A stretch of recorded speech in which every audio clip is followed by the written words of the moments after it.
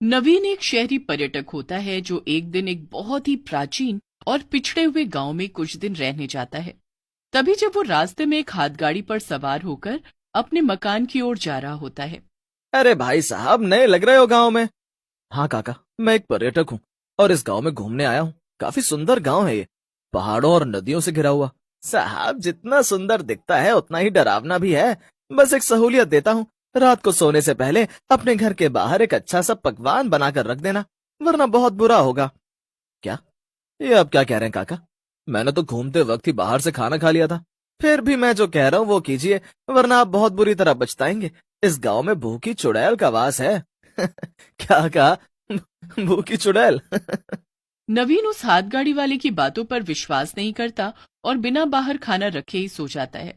जब वो अपने मकान के कमरे में सो रहा होता है, तभी अचानक से रात के 2 बजे दरवाजे पर खटखट होती है। नवीन खिड़की से झांक कर देखता है, तब दरवाजे के बाहर कोई भी नहीं होता। अजीब बात है, कोई भी नहीं है। फिर रात के 2 बजे कौन दरवाजा नॉक कर रहा होगा? खैर, शायद मेरे कान ही बज रहे होंगे। चलो सो जाता हूँ। नवीन सोने जा ही रहा होता है कि तभी फिर से उसका दरवाजा बजता है। खाना दे, जल्दी से मुझे खाना दे, मुझे भूख लगी है, खाना दे। ये क्या? ये तो एक चुड़ैल है। नहीं, हाथी गाड़ी वाले काका ने जो कहा था वो सच ही था। अब मैं क्या करूं? मेरे पास तो इसे देने के लिए कुछ भी नहीं है। नवीन बहुत परेशान हो जाता है। तभी वो चुड़ैल उसके घर के अंदर घुस आती है। नवीन नजर घुमाता है तो वो देखता है कि वो उसके कमरे की अलमारी पर बैठी हुई है।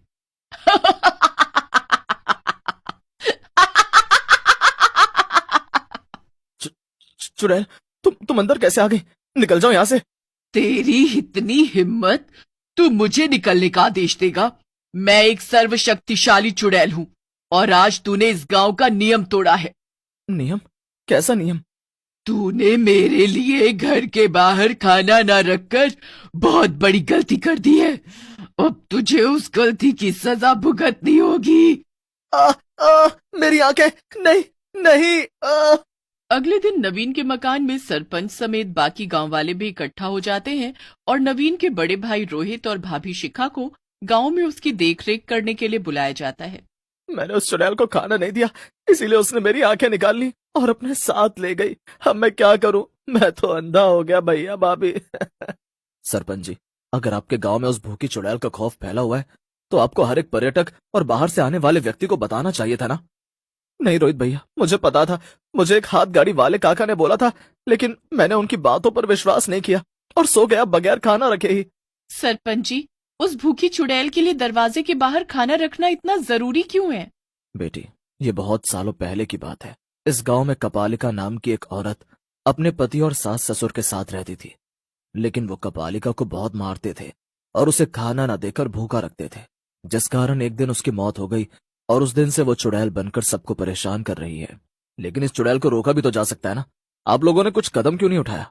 नहीं, कोई टोना टोटका काम नहीं आया। हमने सब कुछ करके देख लिया, लेकिन वो भूखी चुड़ैल बहुत भयानक और शक्तिशाली है। अगर किसी ने उसे खाना नहीं दिया तो वो उस व्यक्ति के साथ बहुत बुरा करती है और उसे किसी न किसी तरह से अपाहिज करके चली जाती है। हे भगवान!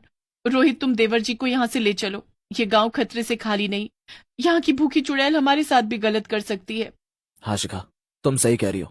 नहीं नहीं रोहित बेटा, ऐसा मत करो। अगर तुम दोनों चुड़ैल को खाना दिए बगैर ही गांव से चले गए तो वो तुम दोनों को भी नहीं छोड़ेगी। नहीं सरपंच जी, ऐसा कुछ नहीं होगा। हम दिन में ही निकल रहे हैं आज। हम शहर जाकर देवर जी का इलाज करवाएंगे। हाँ सरपंच जी, ऐसा मत कीजिए। आपको उस चुड़ैल को खाना तो खिलाना ही होगा।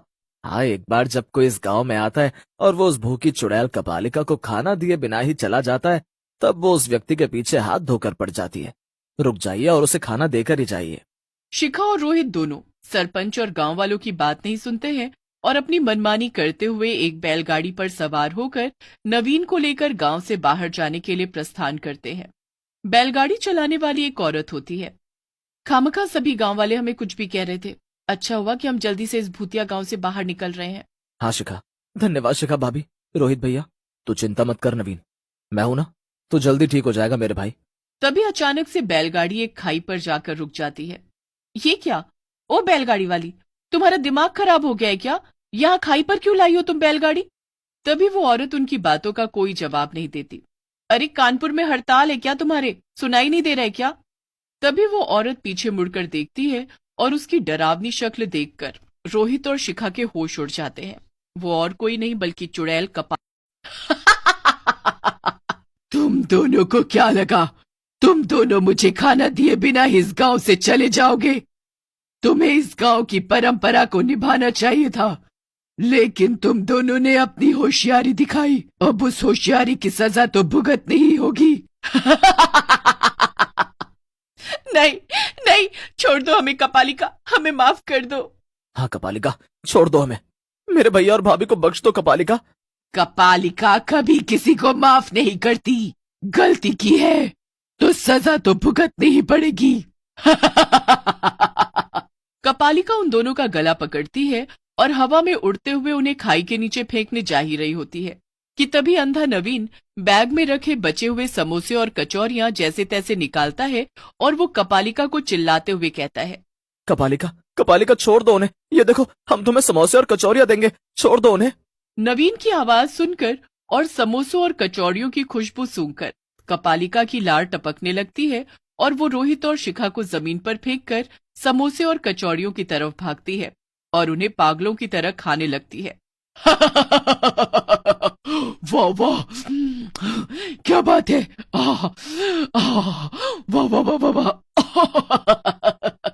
यही सही समय है रोहित, नवीन को अपने कंधे पर उठाओ और भागो यहाँ से।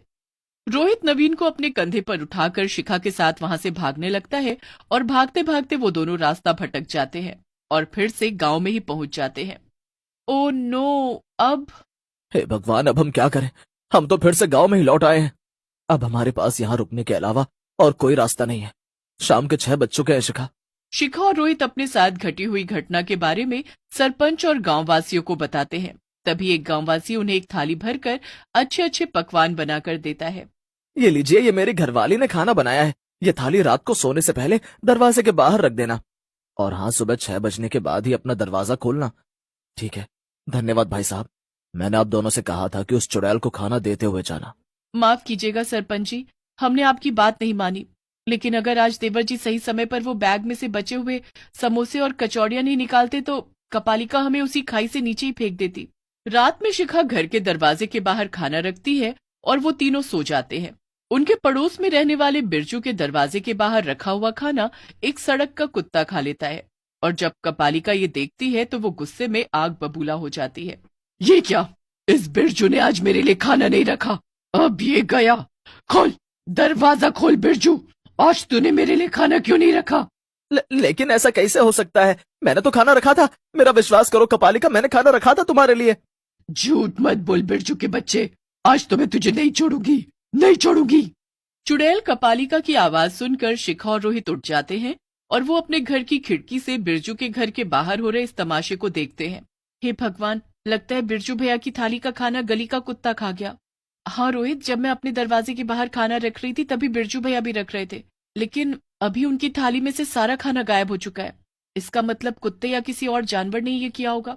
रोहित, हम बिरजू भैया को और इस गांव को इस भूखी चुड़ैल कपालिका से बचा सकते हैं।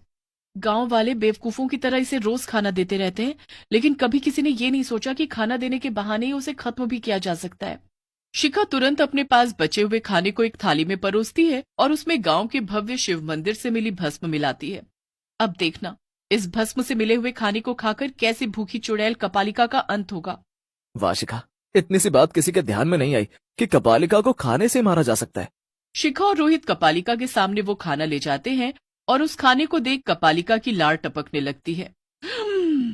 अरे वाह, खाना, बढ़िया बढ़िया खाना। नहीं, ये तुम लोगों ने अच्छा नहीं किया। सभी गांव वाले कपालिका की इतनी तेज आवाज सुनकर जाग जाते हैं और वहां इकट्ठा हो जाते हैं। शिखा बेटी, आज तुमने वो कर दिखाया जो हम अनपढ़ गांव वाले कभी नहीं कर पाए। कभी कभी हम इंसान भी किसी पहेली को सुलझाने के लिए दुनिया भर की तिकड़म लगा लेते हैं, लेकिन असल में उस पहेली का हल तो बहुत आसान ही होता है। धन्यवाद शिखा भाभी, आपने इस गांव को उस भूखी चुड़ैल के कहर से मुक्त किया है। कपालिका जलकर राख हो जाती है। इस तरह अंत में भूखी चुड़ैल खत्म हो जाती है, जिसके बाद रोहित और शिखा शहर जाकर नवीन का इलाज करवाते हैं और साथ ही उस गांव में सभी लोग बिना किसी डर के आराम से रहने लगते हैं।